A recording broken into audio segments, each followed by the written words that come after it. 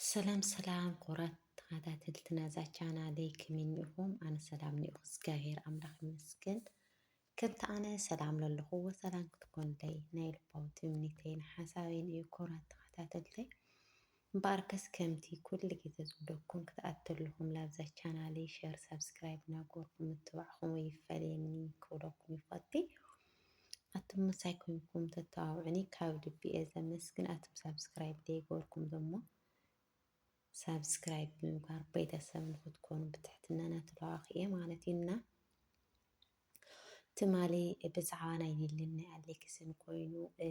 ሊሊ ዓዲ ከም ዝኣተወት ወለዳ ብጣዕሚ ከም ዝተሓጎሱ ገሊፀልኩም ነይረ ማለት እዩ። ናብ ዓይኖም ቀልጢፋ ኣይከደትን ከምቲ ኣብ ዝተኸታተልኩምዎ ናይ በዓልቶም ቪድዮ ይኹን ኣብ ከሊእ ይኹን ብጣዕሚ ዓይኖም ካብ መጠን ንላዕሊ ከም ዝተሓጎሰት ብልባ ማለት እዩ። ብእውነት እንዲ ከምዚኣ ዝበለት ሓማትሲ ኣትን ገና ዘይተመርዐኽን ከም ናይ ሊሊ ዝበለት ሓማት ይፍጠረልክን ክብለክን ይፈቱ ብመጀመርያ ማለት እዩ። ኩሉ ግዜ ክመፃ ተለዋ ብሓደ ከም እነይ ጓሊ ኮይነን ከም መርዓት ከም ሓማት ዘይኮና ከም እነይ ጓሊ ብጣዕሚ ፍሬሽ በቃ ብልበን ይስሕቃ ይጫወታ ትዕብኡነት ብጣዕሚ እዩ ደስ ዝብለካ ማለት እዩ። ዓይኖም ሲ እግዚኣብሔር ኣምላኽ ሲ ፀጋ በረከት ዕድመ ጥዕና ይሃባ ማለት እዩ። ብእውነት ብጣዕሚ ጥዒት ሓማት እኒኣታ ማለት እዩ እና ቅድሚ ተዘይተጋጊ ቅድሚ 3-4 ወርሒ ብራንኪ ገይራታ ነይራ ሊሊ ላ ዓይኖም ድሊሊ ማለት እዩ እና ሎሚ ከዓ ሊሊ ንሳ ቆፂራ ይመስለኒ ውሉድ ፀጋ እንድዩ ብጣዕሚ ማለተይ ኣይኮነን ዶ ክንዲ ውሉድ ዝኣክል ክንዲ ከሊእ እውን ብጣዕሚ ውሉድ ፀጋ እዩ። ግን ማንታ እዮም ኢላ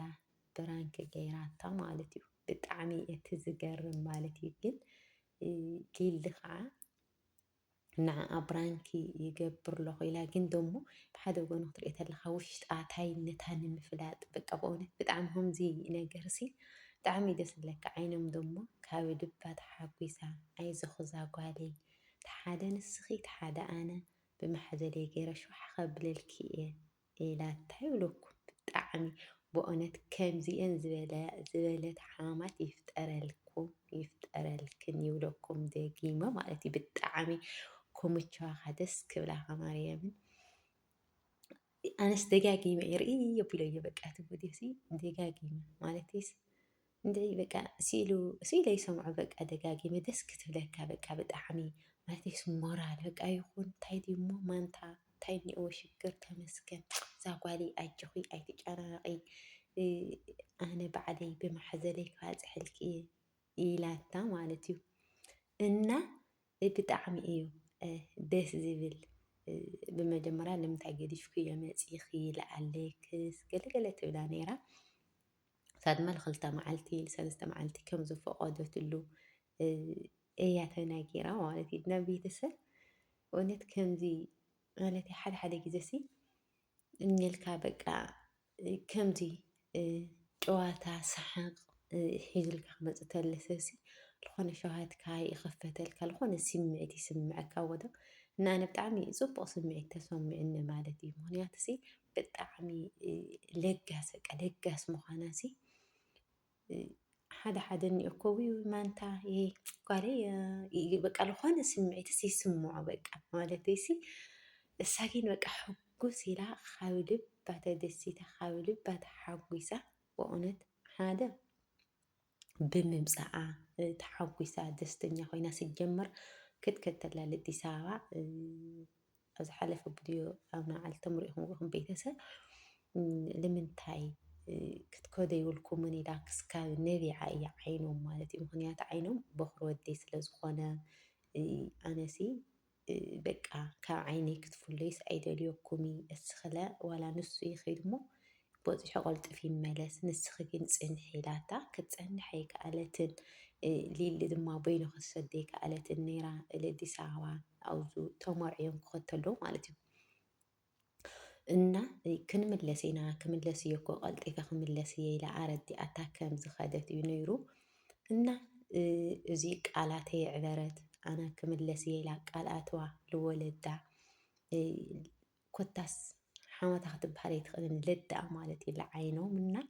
ልድኣ ዝኩለን ቃልኣተይ ኣነ ክምለስ እየ ኢላ እሳ እውን ቃላተይ ዓፀፈት ክብሪ ወለዳ ሓልያ ላብ ቤተሰባ ልምእታዋ ብጣዕሚ እዩ ደስ ዝብል ማለት እዩ። ብእውነት ብጣዕሚ ወለዳሲ ካብ መጠን ንላዕሊ እዮም ተሓጒሶም ማለት እዩ። ሓደ ሓደ ግዜ ትፅበዮ ዝነበርካ ክኾነልካ ተሎ ብጣዕሚ ኢኻ ትሕጎስ ንእግዚኣብሄር ብጣዕሚ ተመስግኖ ማለት እዩ እና ዓይኖም ከዓ ብጣዕሚ ደስ ኢሉዋ ኣሌክስ ክመፅእ ደሞ ብጣዕሚ ትህንጠላ ማለት እዩ እና ኣሌክስ ከዓ ዘንቁሩ መዓልቲ ክኸይድ እየ ኢሉ እዩ ዝሓስብ ዘሎ ማለት እዩ። ትሪእዎ ዘለኹም ቪድዮ ከምዚ ስዕባ ንእሽተን ፀኒሑ ከም ዝኸይድ ንሱ እኳ 10 መዓልቲ ገለ ኢልዋ ነይሩ ይመስለኒ ንሳ ግን ኣይፈቐደትሊ እና ብጣዕሚ ደስ ስለዝበለኒ ንዓይኖም እየ ሎማዓንቲ ቪድዮ ሒዘልኩም መፅአ ማለት እዩ እና በቃ ማለት ኣንስ ብፍፅም ክገልፅ ኣይክእልን በቃ እና እግዚኣብሄር ኣምላኽ ብፍቕሪ ከንየንብርክን ፀጋ በረከት ዕድመ ይሃብኪ ማለት እዩ ንዓይኖም ደሞ እንታይ በእውነት ብጣዕሚ በቃ ዝኾነ ስምዒት ይስምዓካ በቃ ቀልጢፋሲ ዋላ ጋእጋእስ ኣይበለት በቃ ቀልጢፋሲ ወይ ተመስገን እሞታይ ዲ ኣነሲ ማሕዘለይ ገይረ ይሓዝለልኪ ማሕዘለይ ገይረ ኣነ ሓደ ይዋፅሖ ንስኻ ሓደ ተዋፅሒ ብጣዕሚ እዩ ዝገርም ማለት እዩ ብእውነት በቃ ማለት ሊሊ ግን ብጣዕሚ ትፈርሕ ነይራ ከምኡ ክትብል ተላሲ ዝኾነ ስምዒት እንታይ ክስምዓ ይኾን ወይ እንታይ ክትብል ትኾን ገለገለ ግዜ ትሓስብ ነይራ ብዙሕ ጥንክር ኢላ ኣይተናገረታን ማለት እዩ እና እንድዒ ዝሮዝሮ ደስ ስለ ዝበለኒ ሒዘልኩም መፅአ ክቡራት ቤተሰብ ማለት እዩ እና እግዚኣብሄር ኣምላኽ ወሊድኩም ከዊድኩም ፀጊኹም ዕድመን ጥዕናን ይሃብኩም ምስ ወለድኩም ምስ ስድራኹም ናይ ሎማዓንቲ ኣትሕዝተይ ድሞ ለዚኣ ትመስል ነይራ ክብለኩም ይፈቲ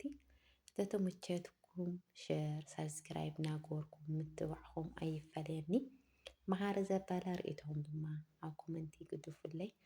እና ስለተዳመፁኒ ካብ ልቢ እየ ዘመስግን ይቐኒየለይ ክብለኩም ይፈቲ ኣብ ስደት ዘደልና ስደትና ይሕፅረልና እግዚኣብሄር ኣምላኽ لكل سب سلام ቅሳነትን ነተመንኹ ኣንዚኣ ክፍለይኩም እየ ሰናዩ ጥጥዑሙ ግን ሸር ሳብስክራይብ ግበሩለይ ቤዛኹም ማለት እዩ 10,000 ተብፃሕኩም እንታይ ይኸደኩም ናይ ሞችኹም